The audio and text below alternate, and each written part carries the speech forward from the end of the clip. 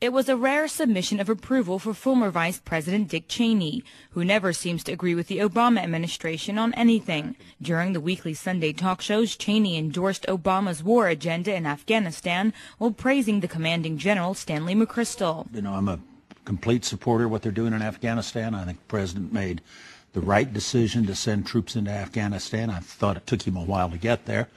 Having Stan McChrystal now in charge in Afghanistan, I think is an excellent choice. However, most of Cheney's comments were not that amiable. The former vice president condemned the Obama administration's criticism of the war in Iraq, insisting the policies enforced by Bush contributed to what Cheney considered successes in Iraq and keeping the country safe from further attacks. It ought to go with a healthy dose of thank you, George Bush, up front, and a recognition that some of their early recommendations with respect to prosecuting that war were just dead wrong. He also said the use of waterboarding was an effective tool for interrogation and scolded Attorney General Eric Holder for modifying Cheney's detainee interrogation program and the Obama administration's attempts to shut down Guantanamo Bay. When they've made all the decisions they've had, close Guantanamo, end the high-value detainee program and so forth. I think those are all mistakes. Those were the tools we put in place to deal with this kind of situation. You know, I don't know what Dick's been doing lately. I don't know.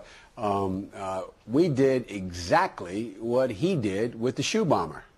The current and former vice presidents squared off their apparent differences in foreign policy and national security issues, indicating what they saw as a stark difference between the two administrations when it came to the controversial methods and operations in fighting the so-called war on terror. However, as the Obama administration continues a variety of Bush policies such as rendition, targeted assassinations, drone attacks, and covert wars, some analysts see more similarities than differences when comparing the Bush and Obama administration. So here again, Cheney is just barking up the wrong tree.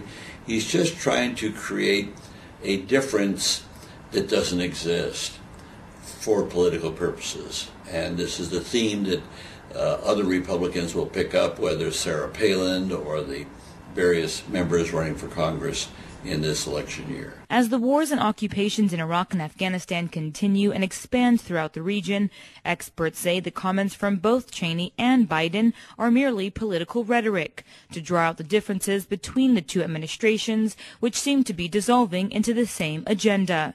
Jahan Hafiz, Press TV.